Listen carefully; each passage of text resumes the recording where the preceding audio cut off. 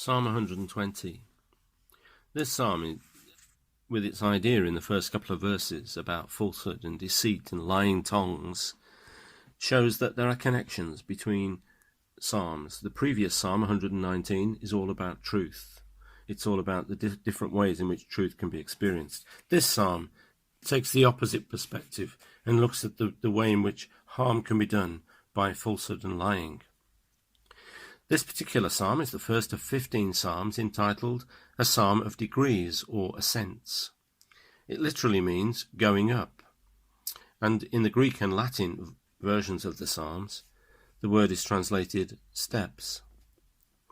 The Hebrew title itself is perhaps more readily understood as Songs of Steps or Ascents. But what does this obscure title mean? Scholars put forward 3 possibilities.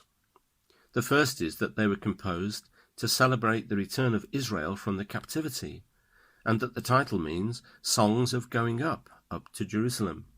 But some don't seem to fit this understanding. For instance, Psalms 120, 122 and 134, which have nothing to do with the march homewards. The verb from which the noun is formed is usually used of journeyings from the Babylonian Low Country to Palestine, as in Ezra 7 verse 9. But the use of the plural makes this a difficult reference to that journeying. So the second possibility is that they are pilgrim songs that were chanted by the caravans as they journeyed to Jerusalem to the yearly feasts. The problem with that is that some of the hymns seem in no way suitable for such a use. And also, there's no historical authority for this. Also, the form of the noun seems against this, according to scholars. A third possibility is that they were psalms chanted by the Levites at the Feast of Tabernacles, as they stood during the water drawing part of the ceremony on the steps leading from the court of the men to that of the women. And so they would literally be step songs. The number of the steps is 15, corresponding to the number of these psalms. Also, the Talmud says that these very psalms were actually sung in this position. And also the rabbinical authorities lend credence to this, and this title of Songs of Steps seems exactly to suit this explanation. However, there is some diversity of opinion among scholars. This psalm is little more than a fragment, and perhaps scholars have said it may have been part of a much longer piece of liturgy. It is denoting an experience that many face in different locations and different phases of their life. It's the mischief arising from slander.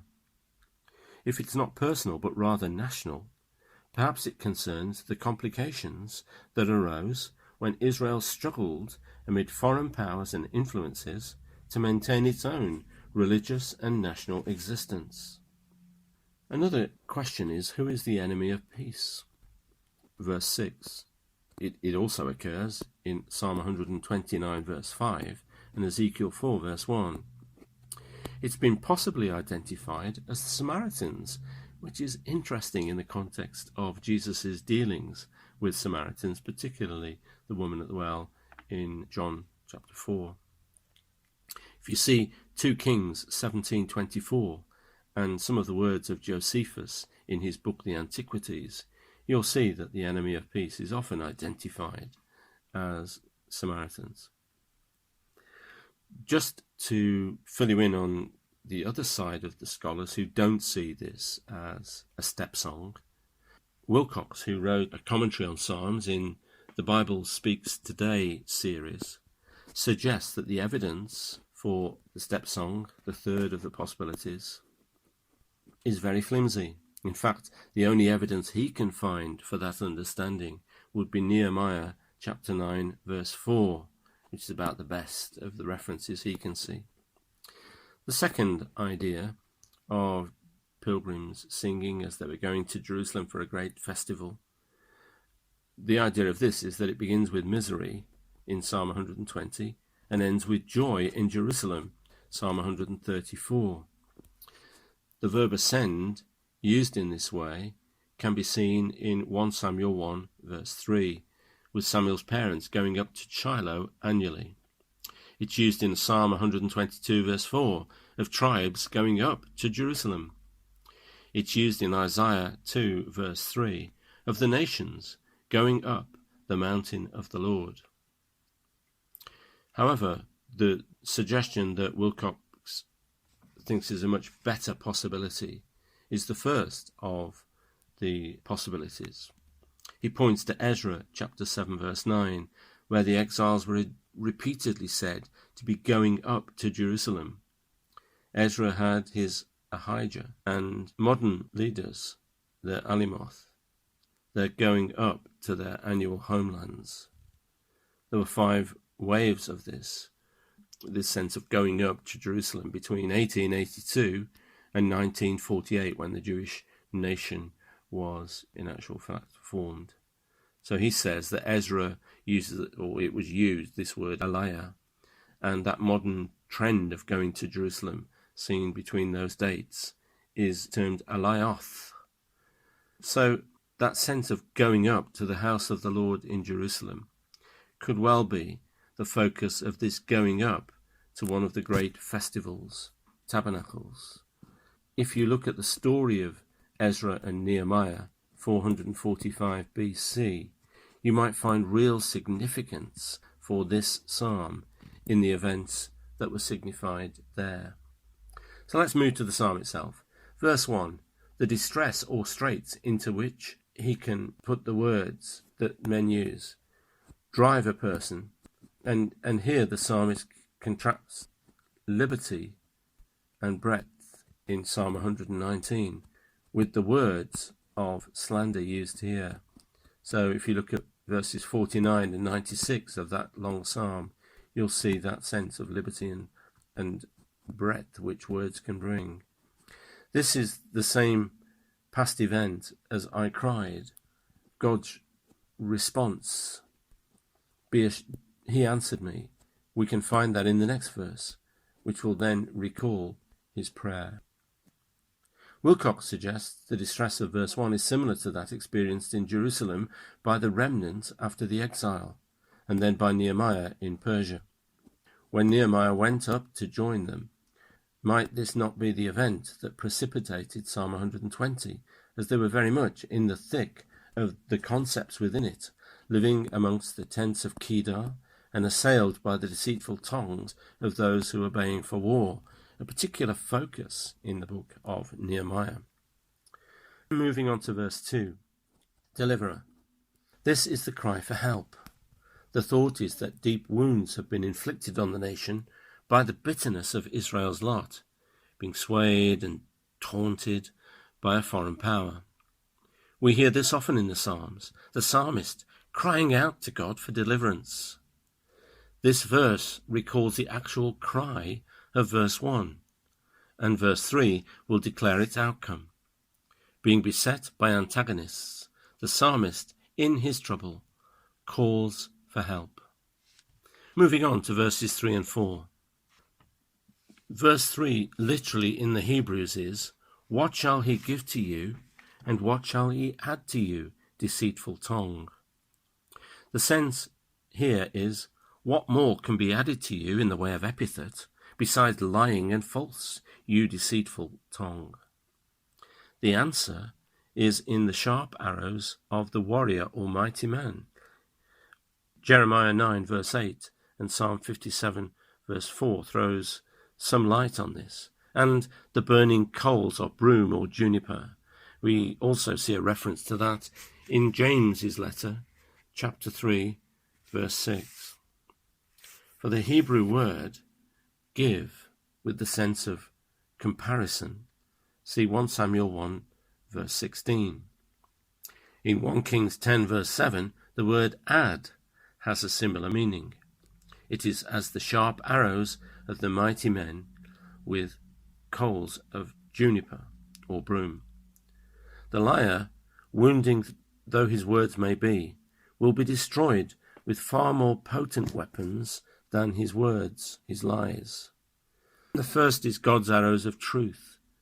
If you look at Psalm 64, verse 3 following and 7 following, we see God's arrows turn the slanderers' verbal arrows back against them.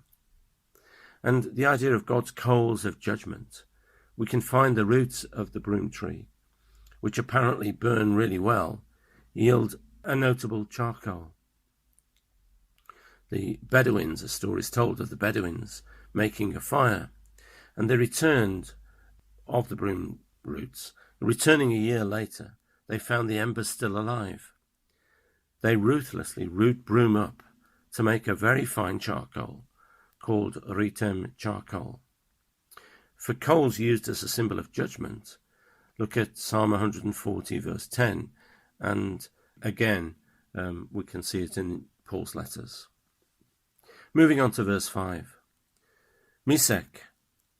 This name is generally identified with Moshi, mentioned by Herodotus in his book The Histories, chapter 3, line 94.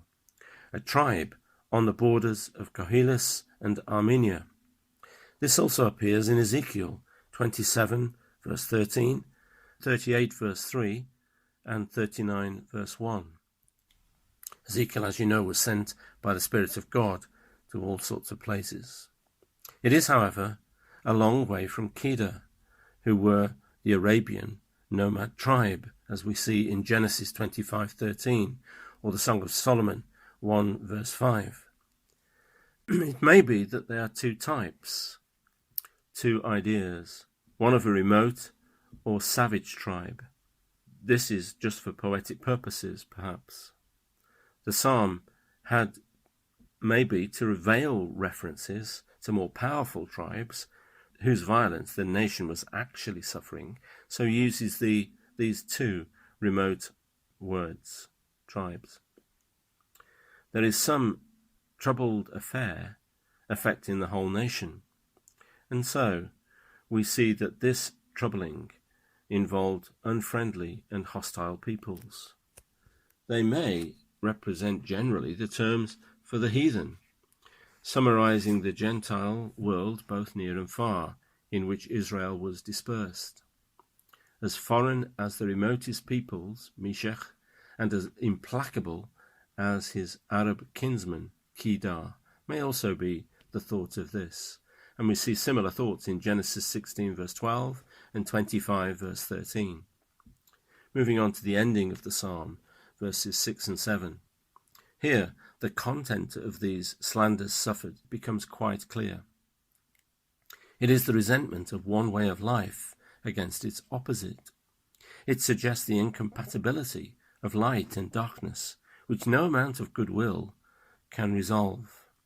I am for peace. They are for war.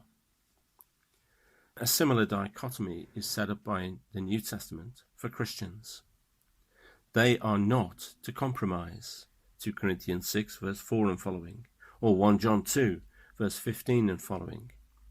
But nor are they to show animosity, Romans 12 verses 14 to 21.